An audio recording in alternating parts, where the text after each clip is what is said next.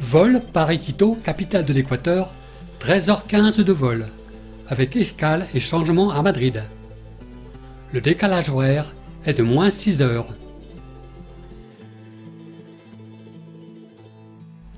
L'Équateur, le pays le plus méconnu avec ses 271 000 km² et 283 000 km² avec les îles Galapagos, soit la moitié de la France. L'Équateur, peuplé d'environ 7 millions d'habitants en l'année 2015, forme une république. La langue officielle est l'espagnol.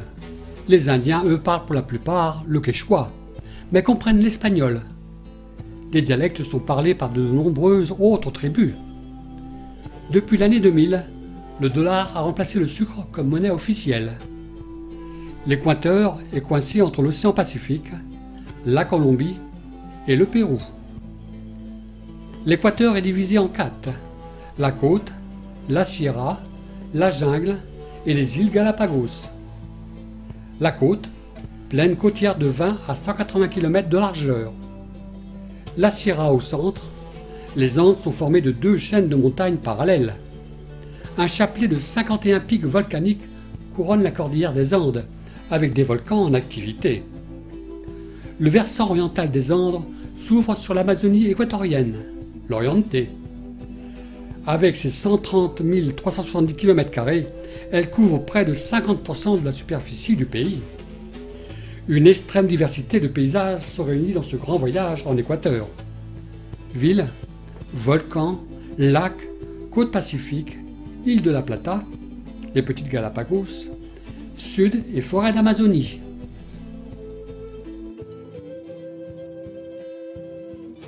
À 2850 mètres d'altitude, Quito, la deuxième capitale la plus haute du monde après La Paz en Bolivie. S'il ne reste rien de son passé précolombien, elle a su conserver de l'époque coloniale ses somptueuses églises, pas moins de 30. Vue sur le centre historique. La ville comptait environ 2 300 000 habitants en l'année 2011. La Vierge de Quito, sur le mont Panacillo, dans le centre historique, veille sur la ville. Elle est reconnue pour être la plus grande représentation en aluminium au monde.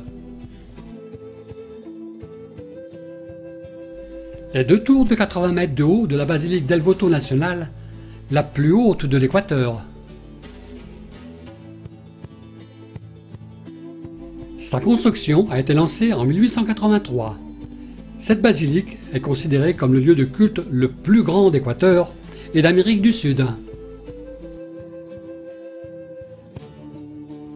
Le centre historique de Quito, le point de passage obligé pour les touristes.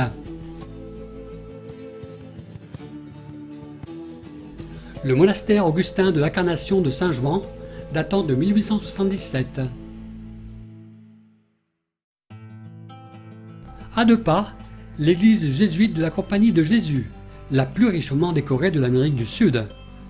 Ses autels sont dorés à la feuille d'or, et des fresques de l'école de Quito tapissent ses murs.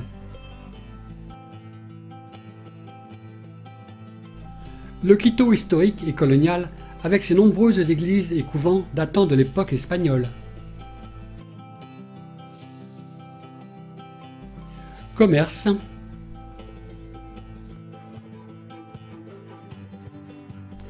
Dans la rue, un Équatorien avec son rondator, flûte comprenant un rang de tuyaux, et ses percussions nous emmènent sur sa musique des Andes.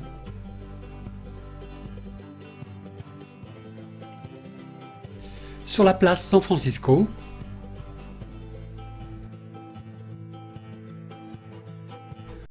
au coin d'une rue,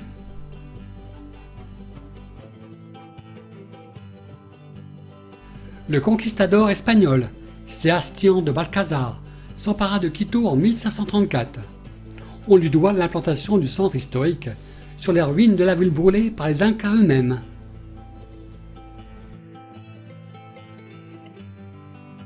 Le marché Santa Clara est l'un des plus courus par les autochtones.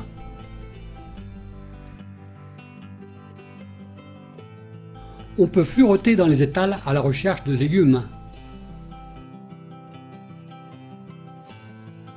De la nourriture pour un pique-nique. des fruits et des jus exotiques,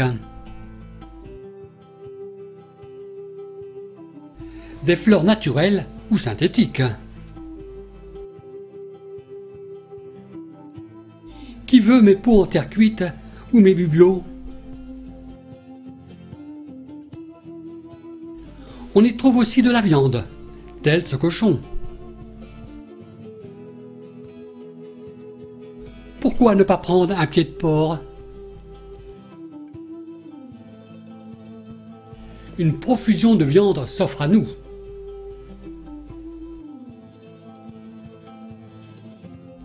Ici, viande et poissons.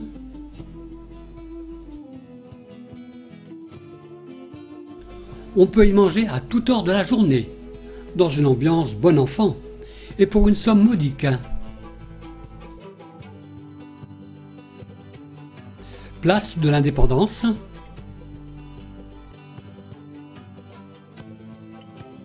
Dans le parc El Gido, moment précieux pour ces hommes.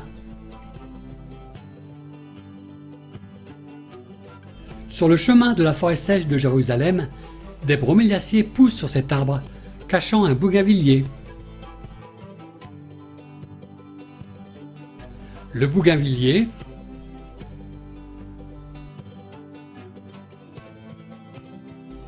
une fleur d'hibiscus,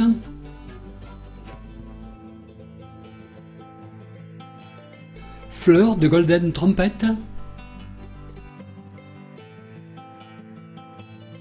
le ricin, reconnu pour ses vertus médicinales, mais il peut provoquer la mort selon l'utilisation que l'on en fait. Le merle au bec rouge fait vibrer la femelle. À 2500 mètres d'altitude, les cactus gardiens de la flore.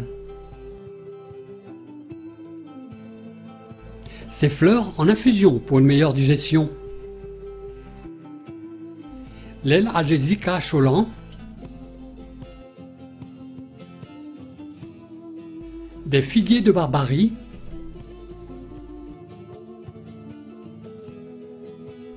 le sol sablonneux est propice à la pousse de différentes sortes de cactus.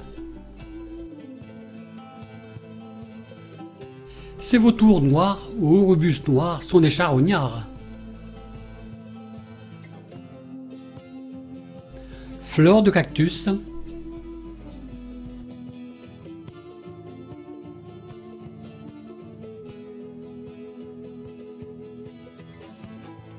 notre groupe Rose-Marie, Marie-France, les deux sœurs, et notre guide francophone Alain, et moi Thierry le photographe. En Équateur, plus de 1600 espèces d'oiseaux. Ici, un tangara écarlate. Tangara, nom donné à de nombreuses espèces d'oiseaux de genres variés. Bougainvilliers et broméliacées. Très copieux, les plats équatoriens peuvent constituer un repas. Ici, des brochettes de viande. Une séviche de crevettes, avec des avocats et des chips de bananes plantain. Cochon à la broche, avec riz et manioc.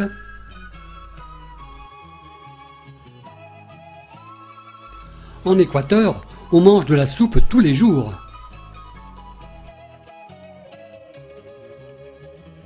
Le lac San Pablo, à 2160 mètres d'altitude, avec en fond le Cotocachi, volcan culminant à 5944 mètres. Plus loin, le volcan Imbabura est un volcan endormi, culminant à 4609 mètres.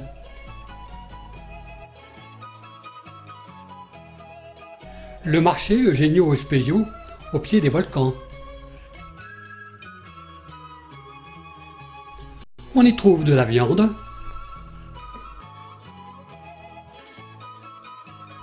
des légumes et des fruits.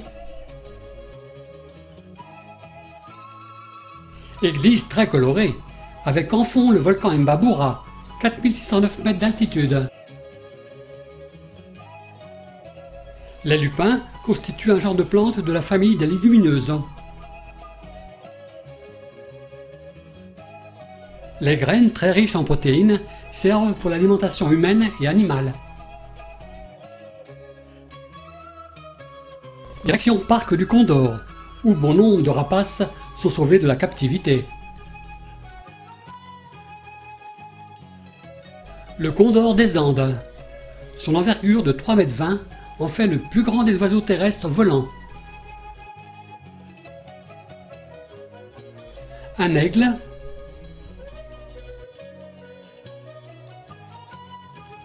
Un vautour.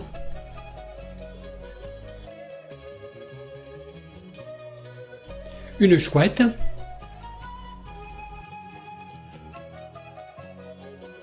Démonstration de vol de rapaces. Ici, un aigle. Le lac Mojanda, à 3500 mètres d'altitude, est le point de départ de notre randonnée.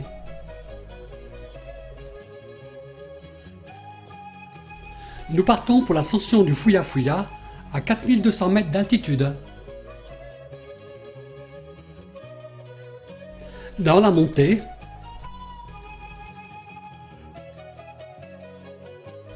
devant nous, le Fouya Fouya, les deux frères jumeaux.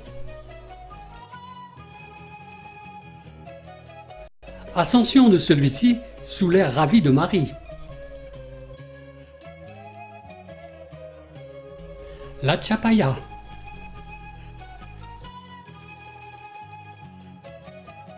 Le Chuicuragua, fleur de haute altitude. À l'approche du sommet, le brouillard. Plus bas, des passiflores. Les fruits de la passiflore. À maturité, elles se mangent. Un citronnier ne peut être cultivé en pleine terre que dans les régions chaudes. Ces citrons verts contiennent beaucoup de vitamines. Les cochons d'Inde et lapins sont élevés pour leur viande. Grand-mère gardant ses alpagas. L'alpaga, animal domestique, est élevé pour sa laine. La laine d'alpaga est une fibre de très haute gamme, plus douce, plus chaude et plus légère que la laine de mouton. Le volcan Cayambe, culminant à 5790 mètres.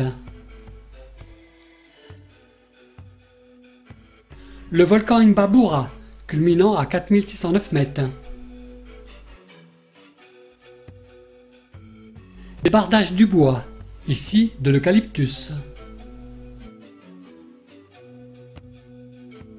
Le plus haut volcan d'Équateur, le Cotopaxi, culmine à 5897 mètres d'altitude, situé au sud-est de Quito. Il est entré en éruption en août 2015, après 138 ans de sommeil, et a rejeté d'imposantes colonnes de cendres de 2 km de haut. Tous les jours, il rejette des cendres, rendant son parc interdit. Cela peut durer des mois comme des années. Situé au pied du volcan Cotopaxi, le lac de Kikosha, à environ 3000 mètres d'altitude, représente l'un des plus beaux lacs d'altitude d'Équateur. Nous ferons le tour de ce lac d'eau limpide, parfois d'âble soutenu, parfois émeraude. Une marche d'acclimatation d'environ 3 à 4 heures à une altitude de 3000 à 3200 mètres. Cette laguna s'est formée il y a 3100 ans, lors d'une éruption volcanique. Ce volcan est considéré comme endormi et non éteint.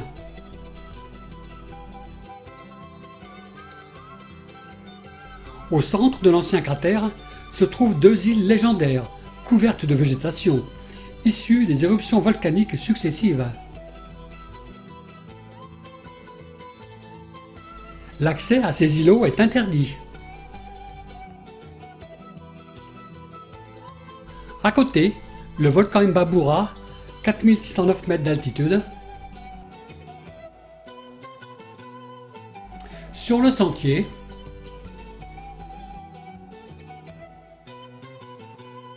une orchidée,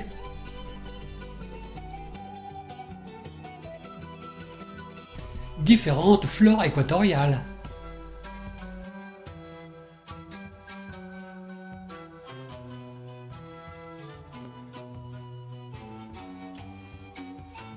La chapaya et sa fleur. Sa fleur est très convoitée des ours à lunettes.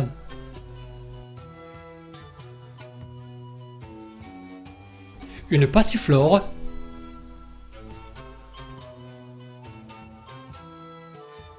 Sa fleur.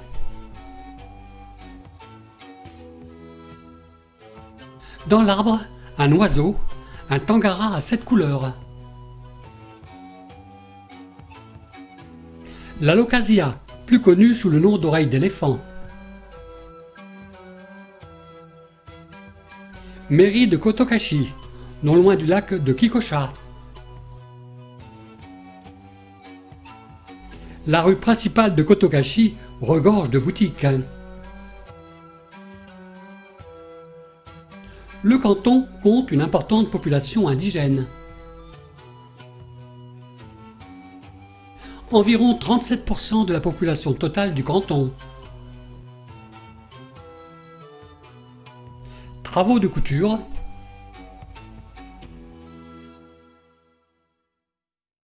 Des glaces nous sont proposées. Ce soir, danse folklorique à Otavalo. Pour profiter pleinement du marché aux bestiaux d'Otavalo, mieux vaut se lever très tôt le matin. La foire aux bestiaux est un spectacle haut en couleurs.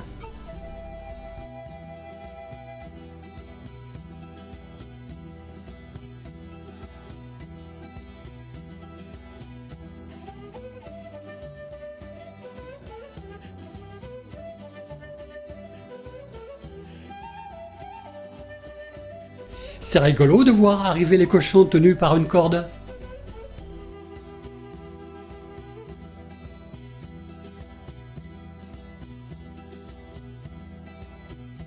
Le marché est divisé en plusieurs secteurs. Ici, la volaille. Et maintenant, les tout petits piou-piou, les poussins. Des poules.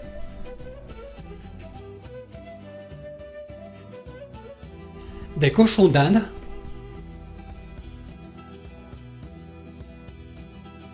et chacun repart avec sa bête selon son choix.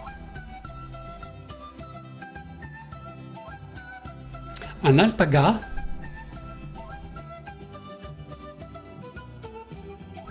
une harpandine,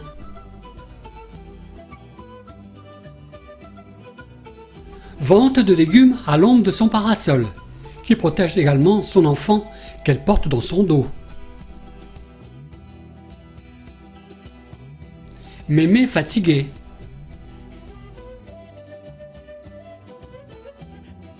Sur la route,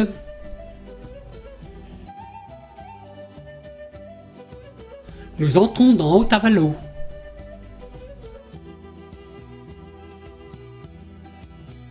Les rues sont bondées de commerces.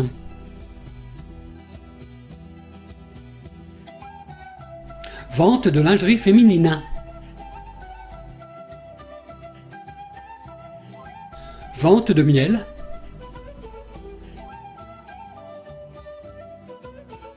De fleurs.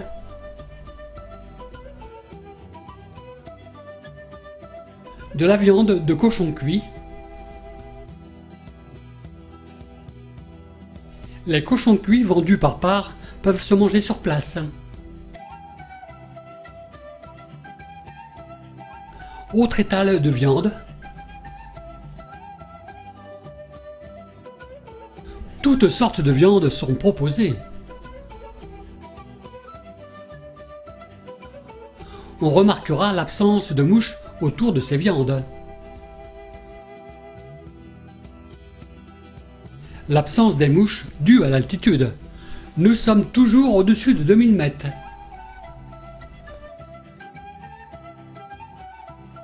La restauration se fait tout au long de la journée.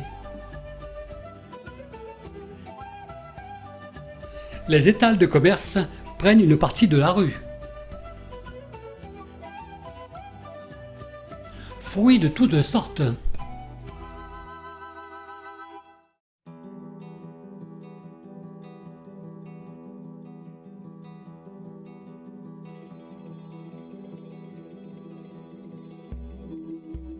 Dans ces rues, une vie trépidante. Ce cycle est prêt à nous proposer un jus de fruits ou une glace. Rencontre.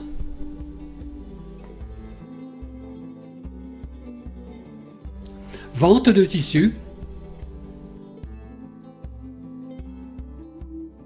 Le marché d'Otavalo, le plus grand de l'Équateur et d'Amérique du Sud, est une étape que peu de voyageurs ratent.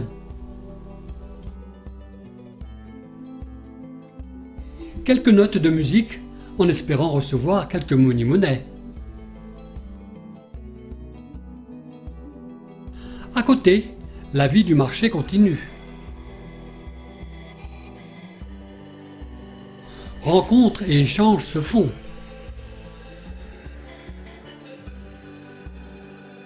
Au premier plan à gauche, de la cive de Saint-Jacques, très ancien légume oublié dans nos jardins.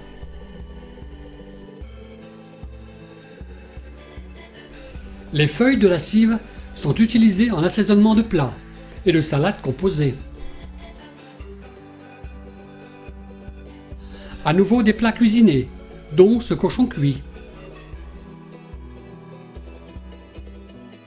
Plus loin, le coin lingerie. Cette femme attend le client.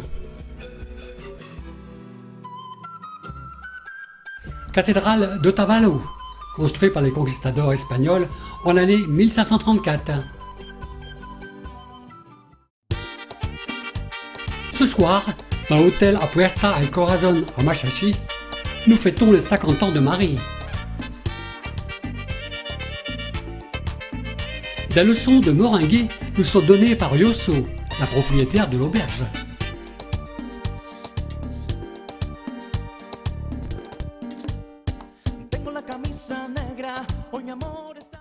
Arrivé au marché de Massachi, à 2945 mètres d'altitude.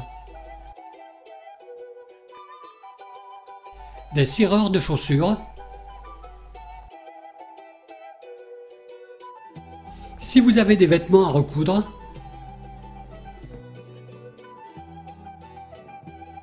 avec des machines à coudre Singer.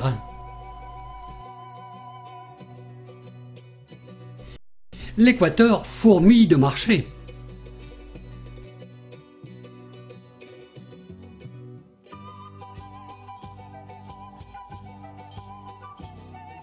On y trouve de tout. Ici, du chocolat en plaquettes. Fruits et légumes de toutes sortes.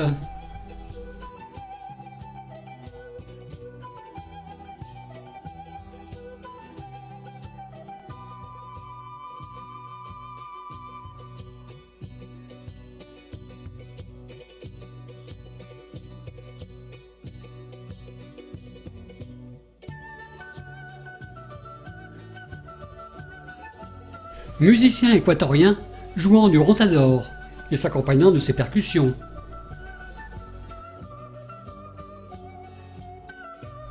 À nouveau des légumes.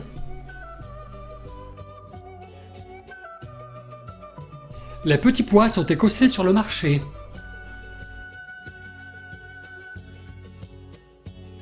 Les cannes à sucre sont pressées pour leur jus. Vente de fromage.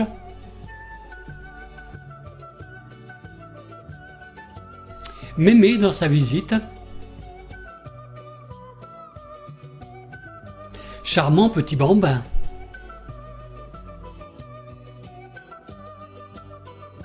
Des panelas, pain de canne à sucre pour calmer le mal de l'altitude. Vente de crabes de mangrove.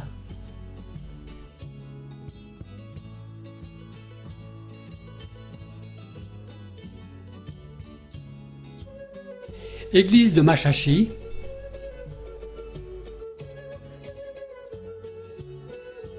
Transfert dans les Andes. Chugliane, hameau à 3200 mètres d'altitude.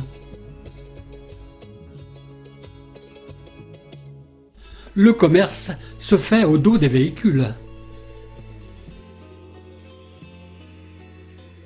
Ici, ce sont surtout des fruits. Au fond, son église.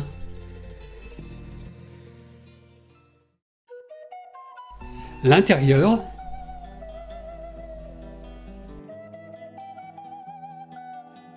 Préparation de la viande et cuisson. Égorgement d'un mouton.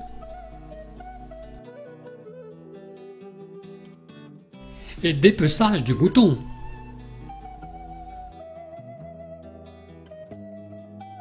Laguna du volcan Quilotoa, un des sites les plus célèbres des Andes équatoriennes, à 3914 mètres d'altitude. Les parois abruptes de ce lac volcanique surmontent de quelques 400 mètres la surface du lac.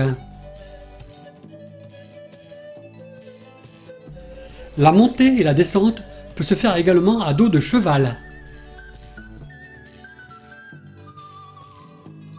L'eau, à cause de l'altitude, est très froide et suite à l'activité volcanique est plein de minéraux et salés, ce qui explique l'absence d'algues dans l'eau. Après une descente à pied au lac, la montée se fera à dos de cheval. Après un court transfert, le canyon del Rio Toachi. Cactus à feuilles plats.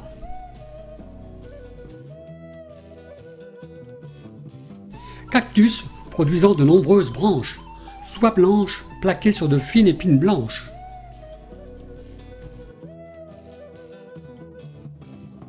Fleurs du cactus.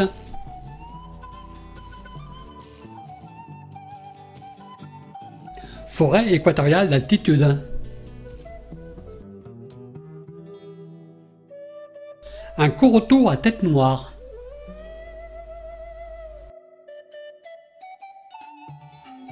Approche d'un petit hameau.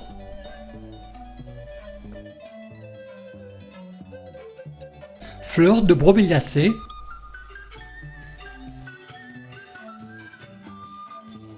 Cabosse de cacaoyer.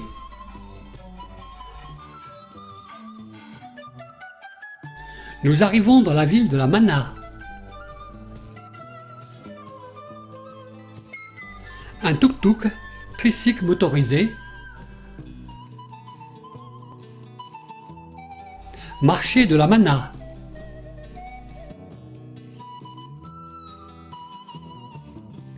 Les petits pois sont écossés sur place.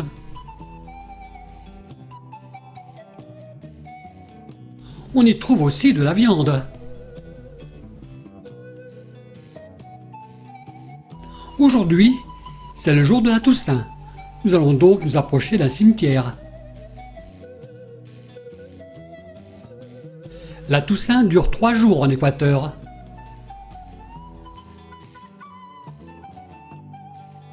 Une grande effervescence règne au bord de ce cimetière. Une bananeraie.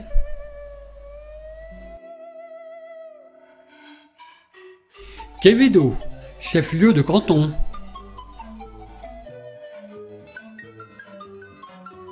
Son église.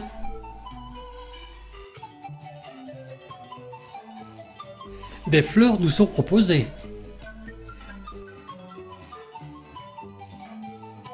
Voulez-vous de la papaye? Le marché de Quevedo.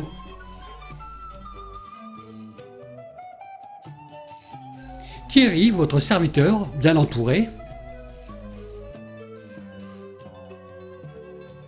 Au long de la route, élevage de vaches et de zébus. Nous entrons à nouveau dans la forêt équatoriale d'altitude. Le bambou est une ressource quasi inépuisable. Ces bambous serviront pour les maisons, murs, barrières, échafaudages. Devant nous, un ceiba pantara ou capoquier. Le capoquier donne des fruits se présentant sous forme de capsules qui s'ouvrent lorsque le fruit arrive à maturité. La capsule laisse apparaître un duvet soyeux qui entoure les graines de capot. Ils serviront de matériaux de rembourrage.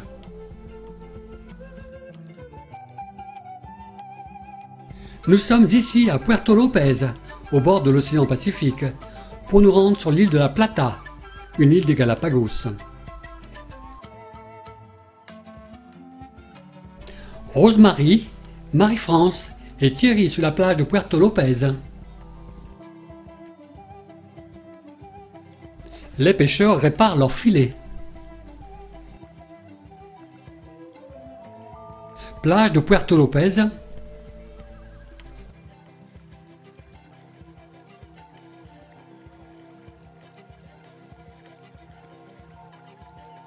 Dès leur arrivée, les pêcheurs vendent leurs prises directement.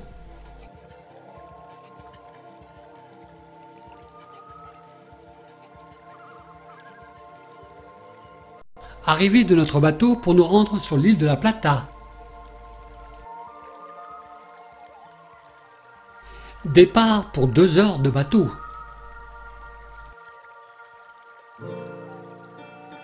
Les tortues sont appâtées par de la nourriture pour les touristes. Le pélican attend aussi son repas. L'île de la Plata, aussi surnommée la Galapagos des pauvres, est une réserve naturelle. Nous prenons ce sentier bordé de muyoyo.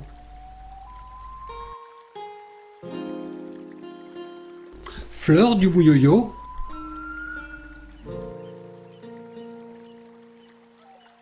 Nous passons devant des fous de bassin sans vraiment les déranger. Ces fous de bassin à pieds bleus couvrent leurs œufs sous leurs pieds. Leurs nids sont entourés de leurs fientes.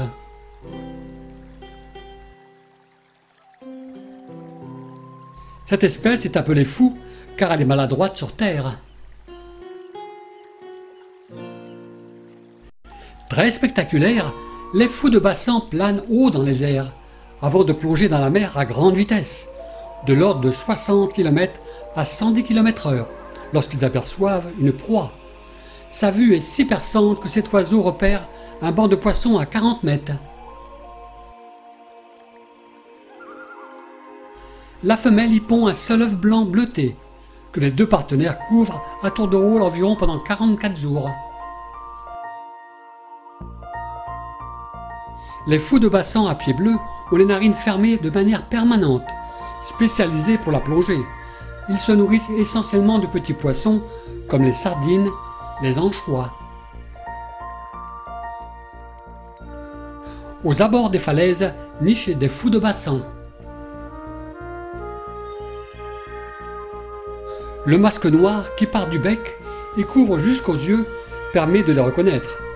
Les fous de bassin masqués.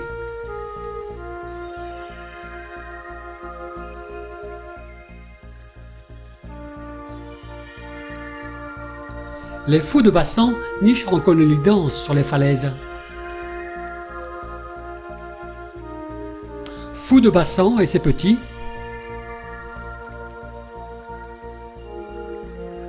Un fou de bassin à pieds rouges. Ils sont les moins nombreux sur l'île de la Plata. Fleur d'Amaryllis.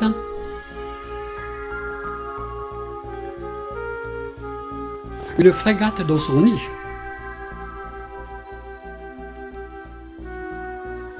Les frégates sont des oiseaux marins de grande envergure infatigables.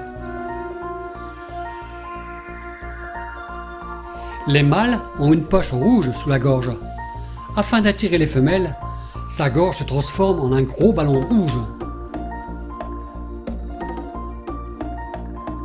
Ici, un santal, dont le bois est utilisé en parfumerie, en ébénisterie et qui a aussi des vertus médicinales.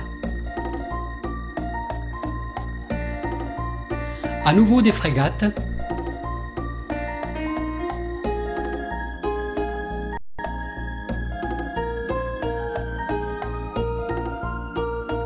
Retour sur le continent.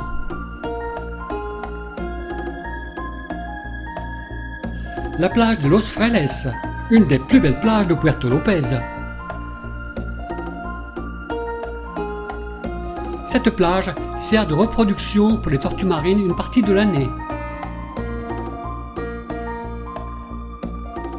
Quand l'éclosion est faite, le bébé tortue doit descendre jusqu'à la mer. Alors là, il est la proie des rapaces. L'iguane commun passe le plus clair de son temps dans les arbres. Cette chauve-souris blanche vit dans la forêt équatoriale humide et est frugivore. Ville de Salango.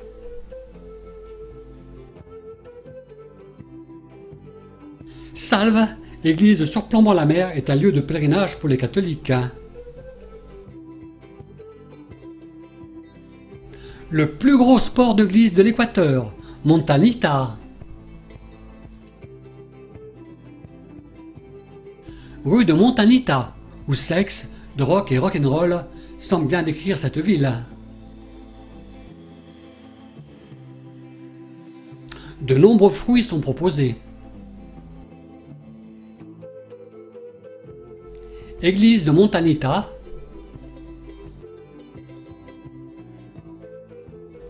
Moyens de transport.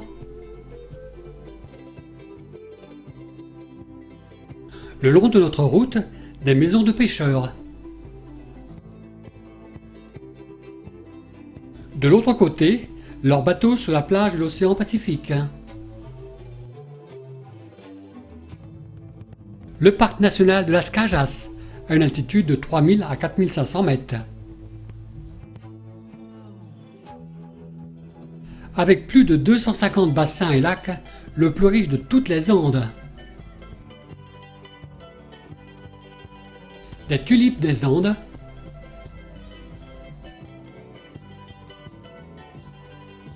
Les bromeliacées et cnoutes d'Hercule sont les plus vieux représentants de leur espèce.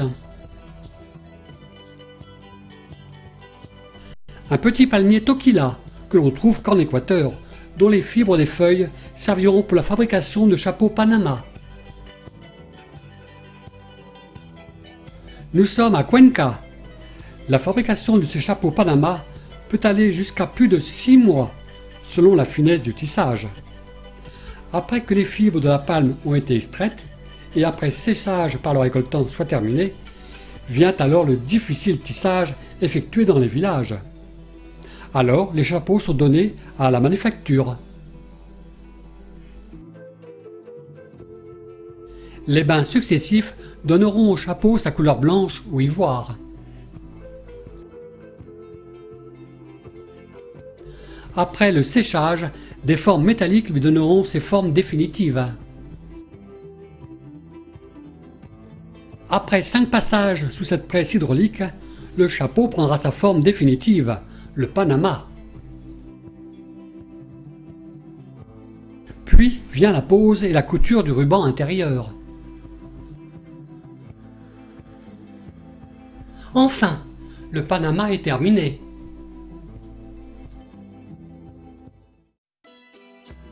À côté, une boutique de lingerie Qui veut mon sachet de fruits? Le marché couvert de Sangurina, dans la superbe ville de Cuenca, est un endroit merveilleux. On s'immerge dans un univers de senteurs et de couleurs. Un restaurant populaire. À l'étage, des étals de viande et de poisson.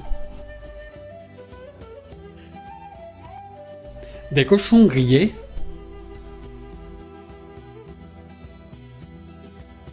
Des poulets.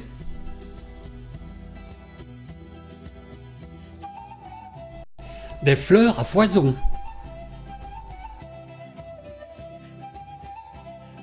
Non loin de là, la cathédrale Immaculée Conception de Cuenca. Sa nef principale.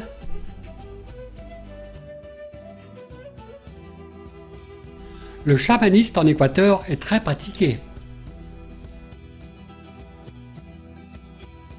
Une punition collective pour ces jeunes collégiennes, dont l'une d'entre elles a tagué ce mur et qui ne s'est pas dénoncée.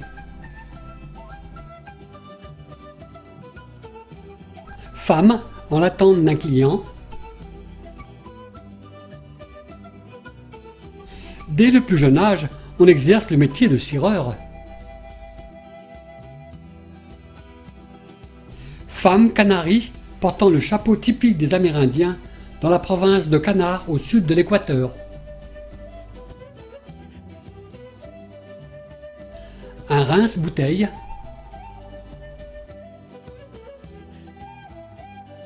Les fleurs d'Hibopopea alba sont très photographiées. Ingapirca est le site archéologique de la civilisation Inca le plus important. De plus de 500 ans à 3200 mètres au-dessus du niveau de la mer. Alosi, petite ville située à 2300 mètres d'altitude. Une course à pied s'y déroule.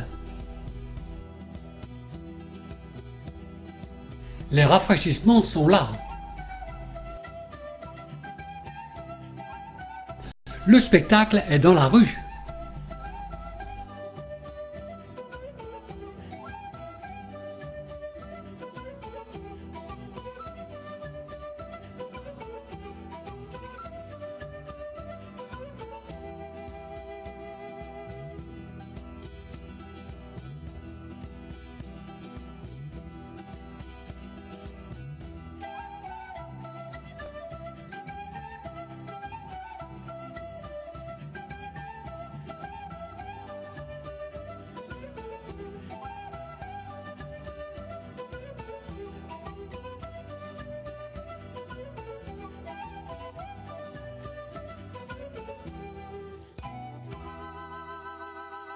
Les bus locaux.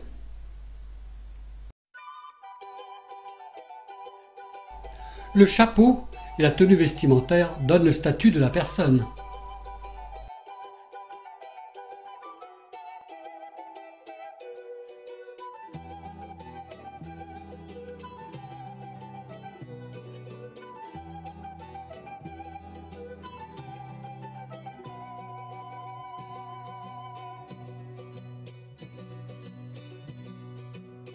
Toutes sortes de coiffures. Le marché fini, toute la famille repart. Alosi est surtout le point de départ du nez du diable, par le train des Andes, site très convoité pour tout touriste. Suivi d'un énorme coup de sifflet, le train arrive. Thierry, votre serviteur.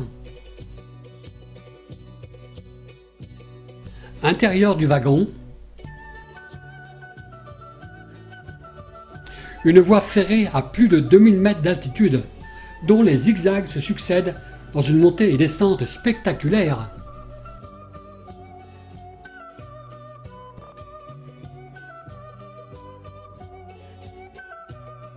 Devant nous, le nez du diable, la plus grosse attraction de la Sierra. La nouvelle gare de Sibambe, au pied de la montagne du nez du diable. Pour $1, on peut monter sur ce lama et être pris en photo. De la danse folklorique nous est offerte.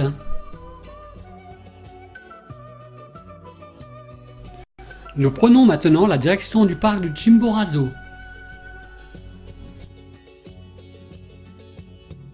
Accompagnement des bêtes par une femme de l'ethnie Salasaka, à une altitude de 3000 mètres. Transport de fourrage par cette femme.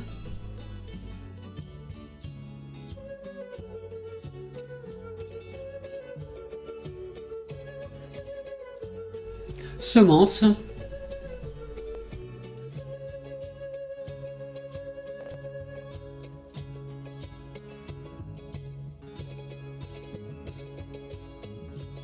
Première église catholique construite en 1534 par les conquistadors espagnols, à 3300 mètres d'altitude. Massif du Chimborazo.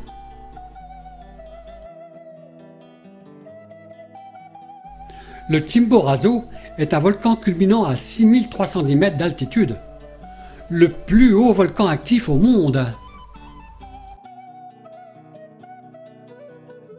Massif des Altars.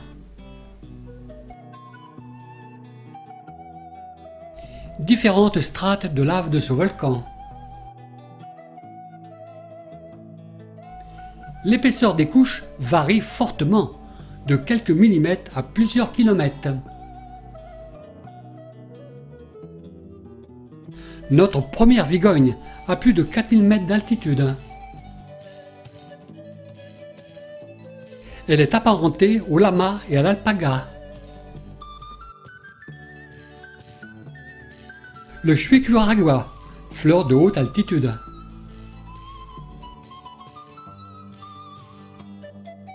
On ne trouve des vigognes que dans la partie centrale de la cordillère des Andes. Une petite population a été introduite dans le massif du Chimborazo.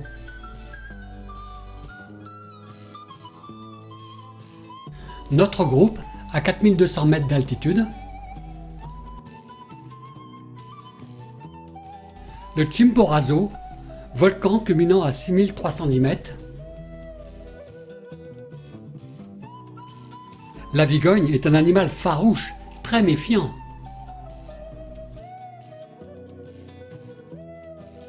La vigogne se nourrit essentiellement de plantes herbacées et de graminées rendues coriaces par l'altitude. Une école primaire aux portes du parc du Chimborazo.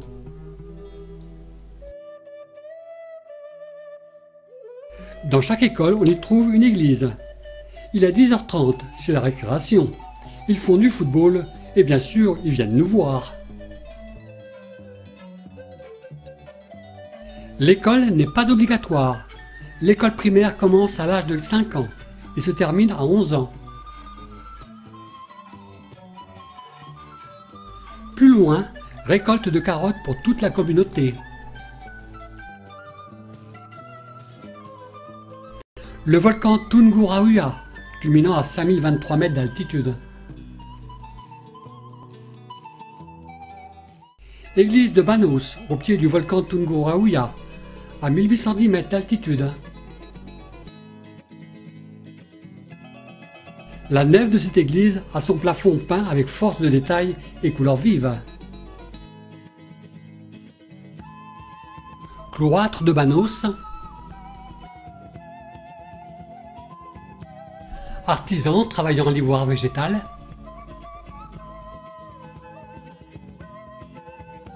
Objets confectionnés avec cet ivoire végétal. C'est en travaillant ces coquilles, appelées aussi tagua, fruits tirés déjà d'une première coquille, d'un arbre à ivoire végétal, le tagua. Les arbres produisent chaque année 20 kg de graines. C'est à peu près le poids des défenses récupérées sur un éléphant de 6 tonnes. Cet arbre, le tagua, pousse dans les forêts denses et ombragées, au flanc des vallées, entre 300 et 1200 mètres d'altitude. Lorsqu'elles sont mûres, les gousses de tagua tombent par terre et les coques se brisent spontanément, éparpillant sur le sol les graines à l'intérieur. Celles-ci sont alors ramassées. Une récolte annuelle de 15 à 20 kg d'ivoire végétal par arbre. Nous reprenons la route pour l'Amazonie. Gaucho gardant son troupeau.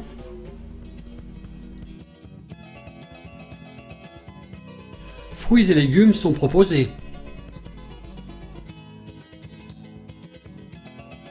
Ici, des fèves de cacaoyer sèchent sur la route.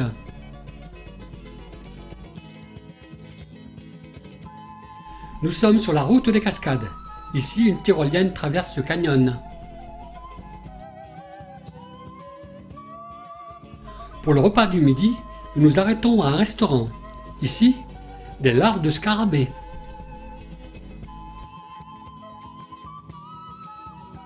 Les larves de scarabée sont mises en brochette.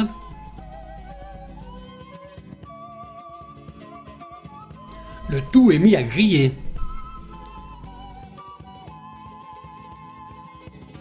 Dans les feuilles de bananier, un poisson de la région cuit, un tilapia. À côté, notre brochette de larves de scarabée. C'est avec un bon appétit que nous prenons notre repas. Larves de scarabée en brochette, manioc.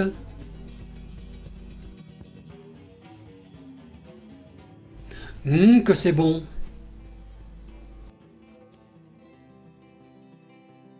Dans l'arbre, un singe capucin.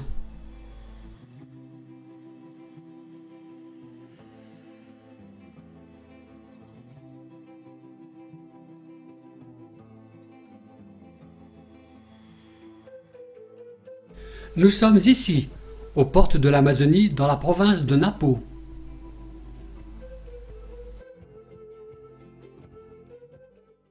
L'Amazonie équatorienne est peu de choses comparée à l'immense bassin brésilien. Nous nous rendons à la Liana Lodge, située le long de la rivière Arajuno.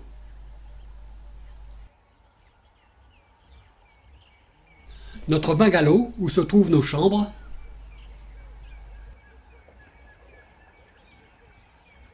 Ici, un tangara. Un singe capucin.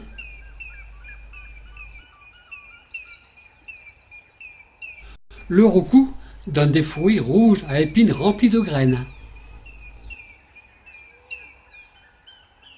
Son fruit, le roucou, une capsule velue remplie de petites graines rouges, entourées de cire rouge. Les autochtones s'en servent comme pigment pour leur peinture corporelle ou comme aromate. Le roucou sert aussi de crème solaire et permet d'éviter les piqûres d'insectes. Au fond, à gauche, le toquila, arbuste dont les feuilles servent à faire les chapeaux, les panamas. El Pen del Diablo. Passage d'un torrent.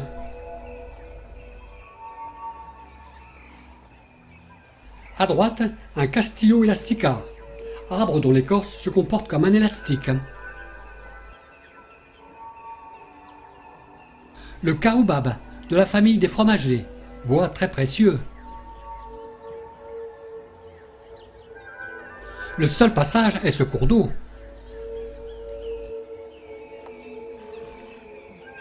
Une grande humidité y règne, avec une température d'environ 30 degrés.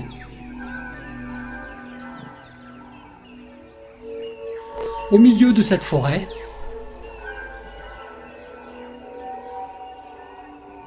un centre d'éducation communautaire. Des bénévoles donnent des cours d'anglais à ces enfants. Dans cette maison isolée sur pilotis, Préparation de la chicha, boisson quotidienne andine, fabriquée et servie uniquement par les femmes. Depuis au moins 1000 ans, la forêt amazonienne d'Équateur, l'Oriente, a été une terre d'accueil pour les Huaorani. Ils se considèrent comme une tribu aux fortes croyances. Les Huaorani sont des chasseurs-cueilleurs remarquables et des guerriers redoutés. Il faut de nombreuses années pour maîtriser parfaitement la technique et le soufflet de la sarbacane des Huaorani.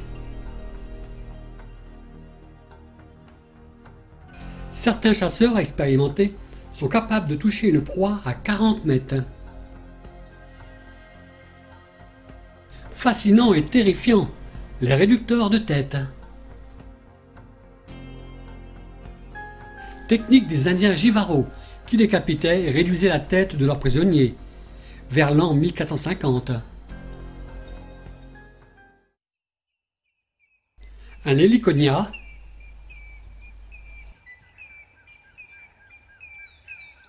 Au premier plan, des maniocs.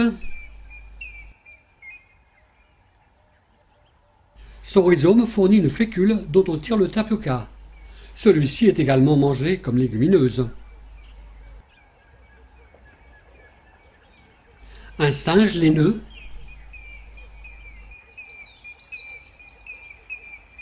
C'est le plus grand singe d'Amérique du Sud. De retour à notre lodge sur la rivière Napo, affluent de l'Amazonie. Fin de notre voyage en Équateur. 6 mois plus tard, le 16 avril 2016, un séisme d'une magnitude de 7,8 a frappé l'Équateur, causant des dégâts considérables dans les provinces que nous avons traversées.